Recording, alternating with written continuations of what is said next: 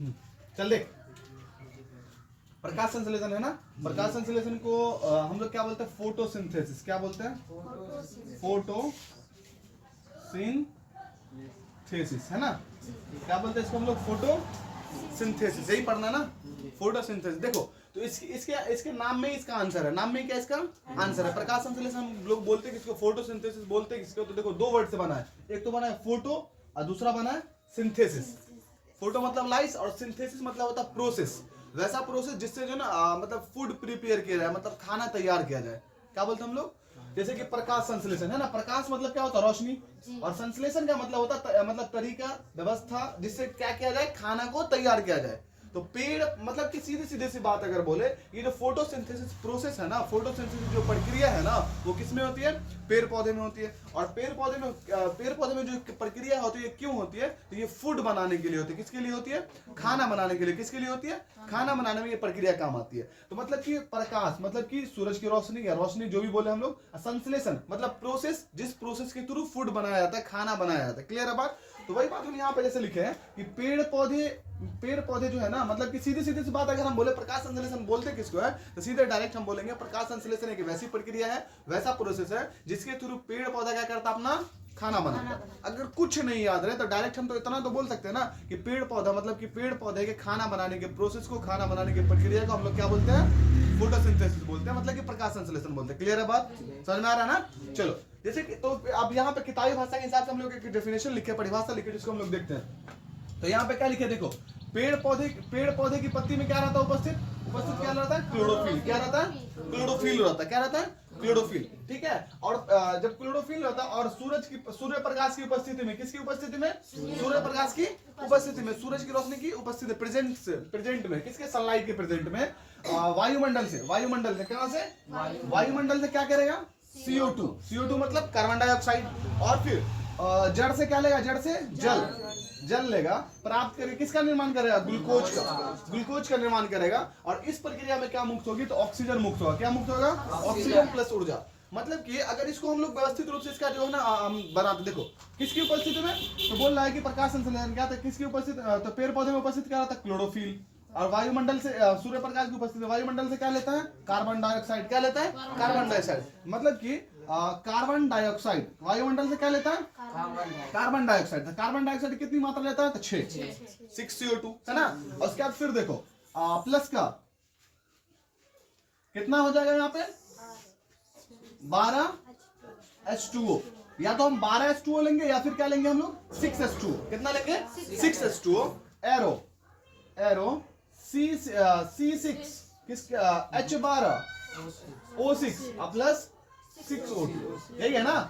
देखो अब यहाँ पे क्या है ना कि देखो किसको क्या बोलते हैं हम लोग? 6CO2 मतलब CO2 कार्बन डाइऑक्साइड। तो कार्बन डाइऑक्साइड कहां से लेगा? तो वायुमंडल से। कार्बन डाइऑक्साइड कहां से लेगा? वायुमंडल से, एनवायरमेंट से ले लेगा। ठीक है। और उसके बाद H2O का मतलब जल कहां से लेता है? तो जड़ से। जल कहां से लेता है? जड़ से ना। तो H2O मतलब क्या होता है? जल।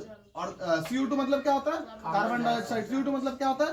कार्बन डाइऑक्साइड, यही ना, कार्बन डाइऑक्साइड। ठीक है। तो कार्बन डाइऑक्साइड कितना? 6। जल कितना? 6। मतलब कि 6 कार्बन डाइऑक्साइड लिया, 6 जल लिया। और किसकी उपस्थिति में? तो सूर्य प्रकाश की उपस्थिति में। किसकी उपस्थिति में? सूर्य प्रकाश की उपस्थिति में।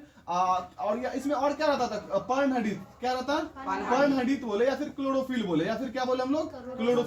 क्लोरोफिल रहता है ना पत्ती में पहले से।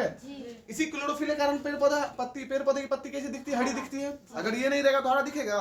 हम लोग हरा क्यों नहीं दिखता? क्योंकि इंसान के अंदर क्लोरोफिल नहीं पाया जाता। ठीक है ना। तो देखो, तो कार्बन डाइऑक्साइड लेंगे और जल लेंगे। जब कार्बन डाइऑक्साइड और जल को किसकी उपस्थिति में? सूर्य प्रकाश की उपस्थिति में। और पेड़ पत्ती में क्या रहता है? ऑलरेडी पर्णहरित या फिर क्लोरोफिल। क्लोरोफिल का दूसरा नाम क्या? पर्णहरित या क्लोरोफिल। इसकी उपस्थिति में हम लोग किसका निर्माण करता है? C6H12O6। किसका निर्माण किया जाता है? ग्लूकोज का। किसका निर्माण किया जाता है? ग्लूकोज का या फिर ग्लूकोज, जो भी बोलना है ना, ग्लूकोज का निर्माण करते हैं। और इस प्रक्रिया में ऑक्सीजन और क्या निकलता है? ऑक्सीजन निकलता है। और क्या निकलता है? ऑक्सीजन। ठीक है ना। ठीक है। निर्माण ऑक्सीजन मुक्त होता है। ठीक है। क्या मुक्त होता है? ऑक्सीजन। तो यही जो प्रोसेस है ना, ये जो फूड निर्माण का प्रोसेस है ना, किसके? पेड़ पौधे के अंदर में, इसको क्या बोलते हैं हम लोग? फोटोसिंथेसिस बोलते हैं या फिर क्या बोलते हैं? प्रकाश संश्लेषण बोलते हैं। क्या बोलते हैं?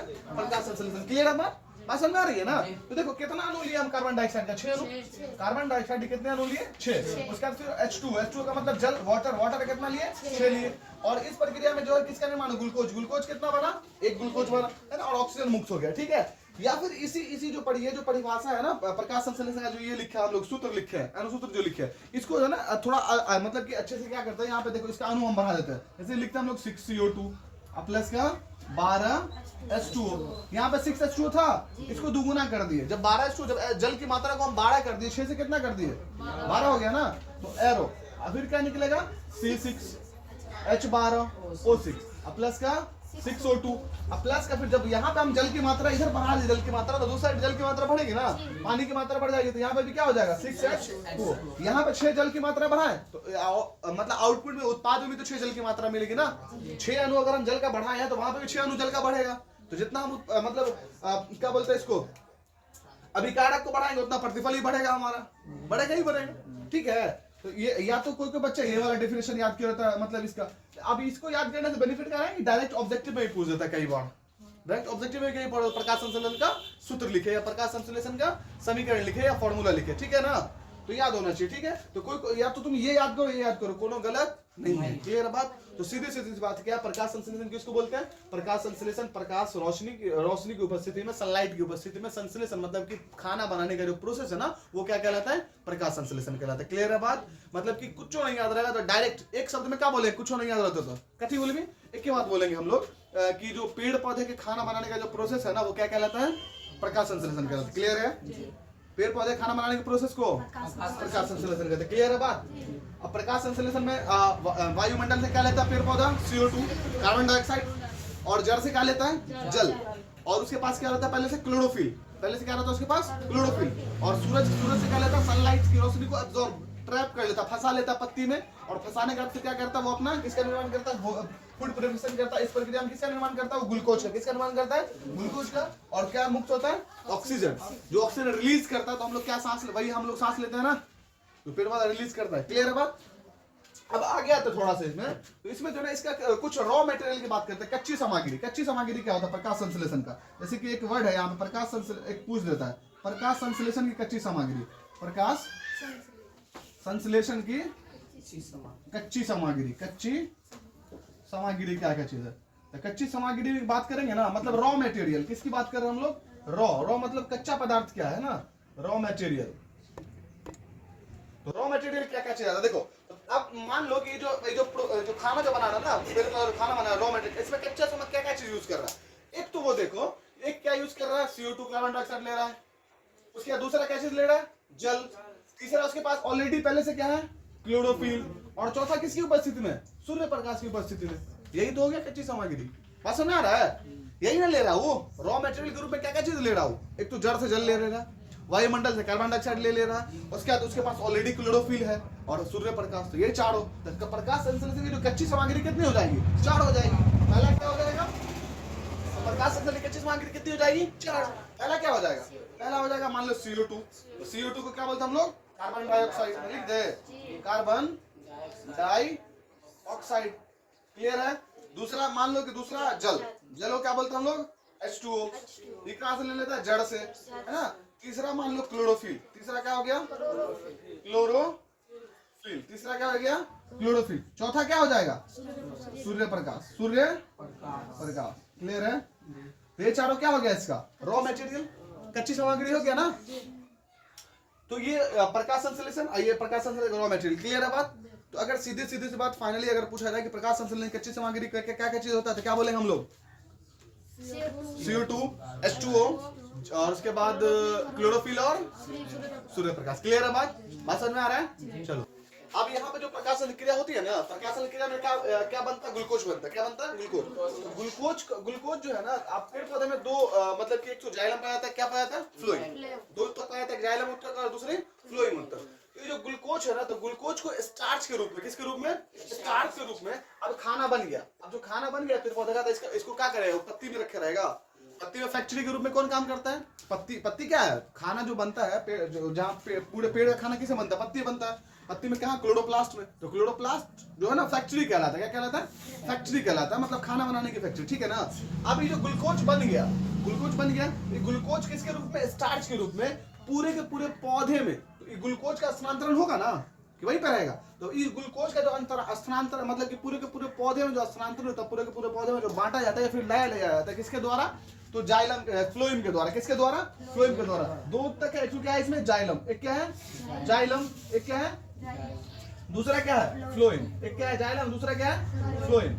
अब ये जो फ्लोएम है ना, ये क्या करता है ना, इस ग्लूकोज को, किसको? ग्लूकोज को किसके रूप में? स्टार्च के रूप में। किसके रूप में? स्टार्च के रूप में। किसके रूप में?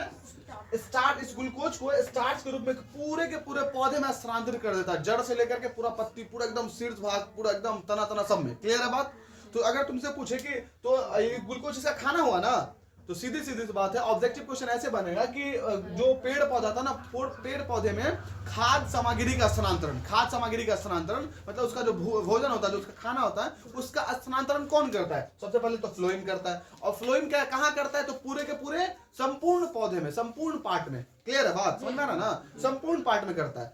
और जल, अब देखो जो, अब इसको याद, जल का स्थानांतरण कौन करता है? जल का स्थानांतरण तो जाइलम करता है। जल का स्थानांतरण कौन करता है? जाइलम करता है। ठीक है, अब इसको याद करने का एक आसान तरीका है, जल का स्थानांतरण जाइलम, तो जौ से जल, जौ से जाइलम, ऐसे भी याद रखते हैं हम। जल का स्थानांतरण कौन करेगा पेड़ पौधे में? जाइलम। और जाइलम जो जल का स्थानांतरण करता है ना, सिर्फ नीचे से ऊपर की ओर, नीचे से ऊपर की ओर। कहां से कहां? नीचे से ऊपर की ओर। ठीक है। और फ्लोएम जो खाद्य पदार्थ का स्थानांतरण करता है, वो ऊपर नीचे दाएं बाएं हर जगह। बात समझ में आ रहा है? क्योंकि वो पत्ती में भोजन बनेगा, तो पत्ती में जो भोजन आता है, भोजन सारे पूरे के पूरे पेड़ पौधे के पूरे के पेड़ को चाहिए ना, कि सिर्फ पत्ती में तना में रह के रुक जाएगा नहीं ना। तो ये जो फ्लोएम है ना, फ्लोएम, तो फ्लोएम जो ये जो ग्लूकोज का स्टार्च के रूप में स्थानांतरण करता है, तो पूरे के पूरे पौधे में स्थानांतरण करता है। और जाइलम जो जल का स्थानांतरण करता है, सिर्फ जड़ से लेकर के ऊपर, सिर्फ ऊपर के भाग में, क्योंकि पेड़ पौधा जो है जल कहां से लेता है? जड़ से। तो जड़ से लेगा तो ऊपर ही लेके जाएगा ना, जड़ के नीचे तो और कुछ रहेगा नहीं। तो इसीलिए याद रखना कि जौ से जाइलम, जौ से जल, जल का जो स्थानांतरण करेगा वो कौन करेगा? जाइलम करेगा। और कहां से कहां? तो नीचे से ऊपर की ओर। और फ्लोएम क्या करेगा? तो खाद्य पदार्थ का, भोजन का स्थानांतरण करेगा। किसके रूप में? स्टार्च के रूप में। किसके रूप में? स्टार्च के रूप में। कहां करेगा? तो पूरे के पूरे पौधे में करेगा। क्लियर है? चलो।